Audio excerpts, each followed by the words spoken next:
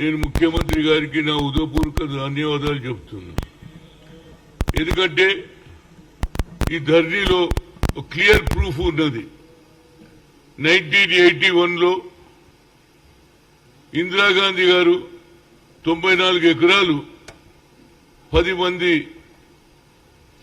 ఎస్సీలకు, అందులో మాదిగ కమ్యూనిటీ వాళ్లకు రాగి కృష్ణారెడ్డి అనే భూస్వామి దగ్గర 400-500 ఎకరాల భూమి ఉంటే అందులోకి వెళ్ళి 94 ఎకరాలు 10 మందికి ఇవ్వడం జరిగింది.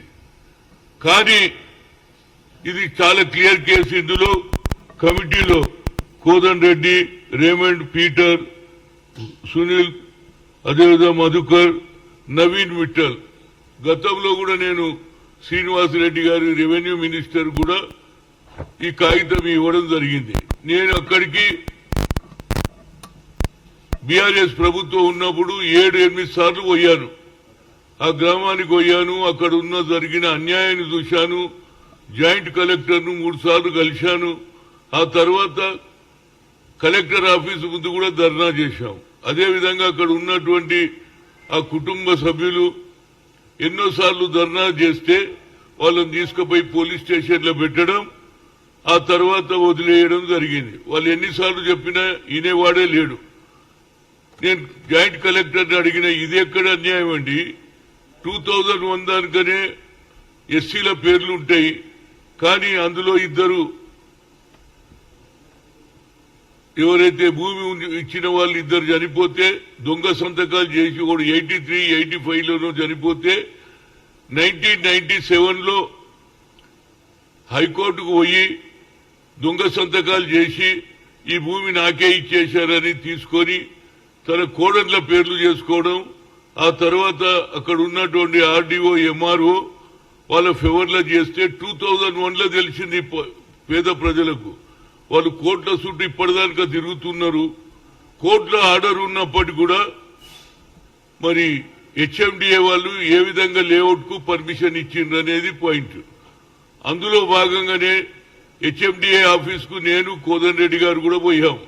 అయ్యా, కాగితాలు ఇవ్వండి, ఎందుకు ఇచ్చిండ్రు మీరు, ఏ పర్పస్ కి ఇచ్చిండ్రు, ఎందువల్ల ఇచ్చిండ్రు, కోర్టులో ఆర్డర్ ఉన్నా గానీ అన్నా మాకు ఆ కాగితాలు ఇవ్వలే. ఫైనల్ గా ఆ శ్రీనివాస కుటుంబ సభ్యుడు రైట్ టు ఇన్ఫర్మేషన్ పోతే వాళ్ళు కూడా కలెక్టర్, జాయింట్ కలెక్టర్, ఎంఆర్ఓ చేస్తే ఎంఆర్ఓ కూడా అతనికి ఆధిపత్యంలో లేకుండా ఆయన కూడా ఫేవర్లో ఇచ్చారు. ఇది చాలా క్లియర్ కేసు అండి. ఇవాళ దానికి వాళ్ళు అడక తింటున్నారు ఒరిజినల్ ఫ్యామిలీస్. రాగి కృష్ణారెడ్డి ఎంత తెలివిగా అంటే కోడన్ల పేరు, తన 2 కొడుకులు ఉంటే కోడన్ల పేరు చేశారు. కాబట్టి నేను శ్రీనివాసరెడ్డికి ఇచ్చిన ఈ 5గురు కూడా సీఎం కు రాసినటువంటి లెటరు వాళ్ళకు కూడా ఏదొస్తున్నా, రైట్ టు ఇన్ఫర్మేషన్ ఇచ్చినాక కూడా వాళ్ళు సరి అయిన రిపోర్ట్ ఇవ్వకుండా దానికి పర్మిషన్ ఇచ్చిన. మొదలు హెచ్ఎండిఏ వాళ్ళు లేఅవుట్ ఆపడానికి ప్రయత్నం చేయాలి, లేకపోతే పేదోళ్లకు అన్యాయం జరుగుతుంది. అందుగురించే రాహుల్ గాంధీ గారు కూడా ఖమ్మం బహిరంగ సభలో చెప్పిండు చాలా క్లియర్ గా, ఇగో ఈ లెటర్ రేవంత్ రెడ్డికి ఇచ్చినటువంటి లెటరు ఈ 5గురికి పంపిస్తా, దీన్ని ఇమీడియట్ గా, ఇది ఫస్ట్ కేసు, ఇలాంటివి ఎన్నో ఉన్నాయి. ఈ ధరణి పేరు మీద ధనవంతులకు లాభం చేస్తున్న ఒరిజినల్ ఎవరైతే ఓనర్స్ కు నోట్లో మట్టి కొట్టారు కాబట్టి ధరణిని ఎత్తేయాలి. ఆ 10 మంది పేదలకు ఆ భూములు ఇచ్చిన రోజే వాళ్ళందరూ వస్తున్నారు. ఇప్పటికీ ఏది పాపం కీసరకెళ్ళి వస్తున్నారు, ఆ శ్రీనివాస్ అనేతను కూడా వస్తున్నాడు. ఏ విధంగా అన్యాయం చేసిండ్రు అనేది క్లియర్ గా కేసు ఇది. అంటే అక్కడ వాల్యూ పెరిగిపోయింది. ఒక్కొక్క ఎకరం 5 కోట్లకు అమ్ముతున్నారు. అంటే ఇది ఆల్మోస్ట్ ఆల్ ఈ 500 కోట్ల స్కామ్.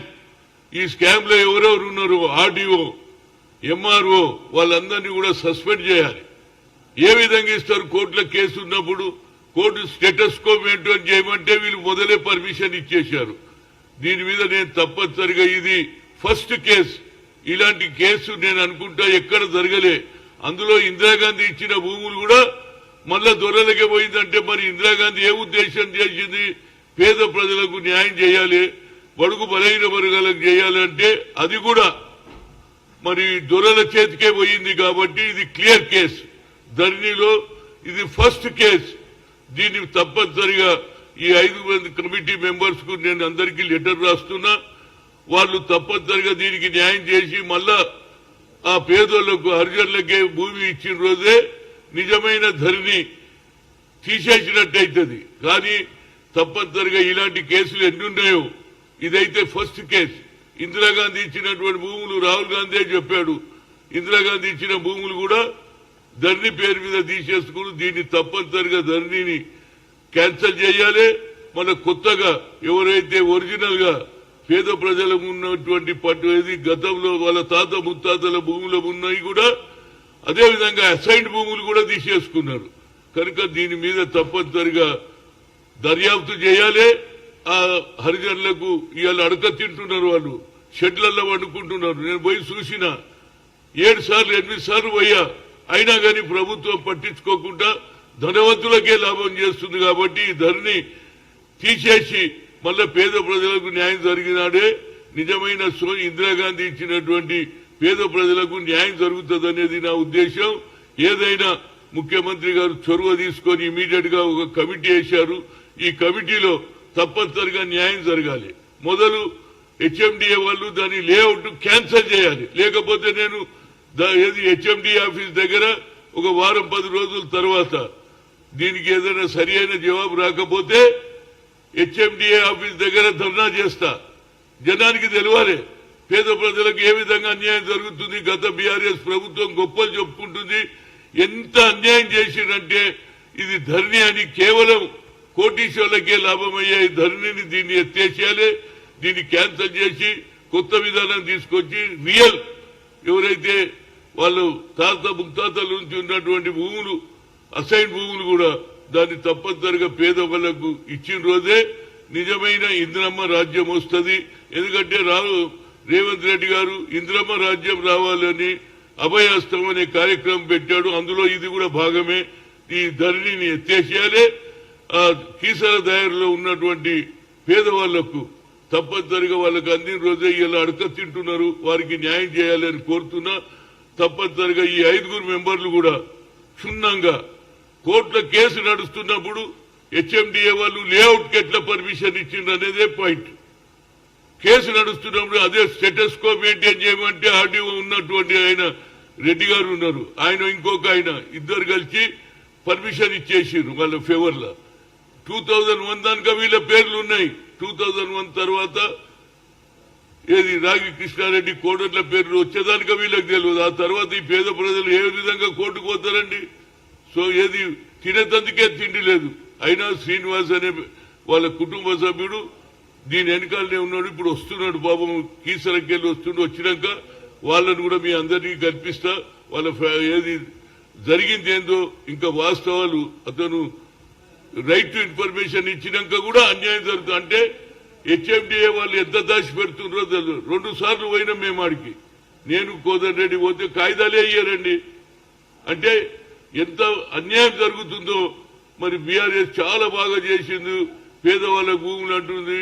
అదేవిధంగా మహారాష్ట్రలో పోయి అబ్కి బార్ కిసాన్ కి సర్కార్ అంటున్నాడు. అదేవిధంగా కిసాన్ కి సర్కార్లోనే ఖమ్మంలో రైతులకు సంఖ్యలు వేసి జైలు వేశారు. అదేవిధంగా తియారు రోడ్లో కూడా మరి రైతులకు సంఖ్యలు వేశారు. ఇది రైతుల వ్యతిరేక ప్రభుత్వం, పేదవాని నోట్లే మట్టే ప్రభుత్వం బీఆర్ఎస్. దీన్ని చక్కదిద్దే బాధ్యత మా రేవంత్ రెడ్డి మీద ఉంది. రేవంత్ రెడ్డి గారు ఏదైనా ఈ కమిటీ వేసినందుకు నా హృదయపూర్వక ధన్యవాదాలు.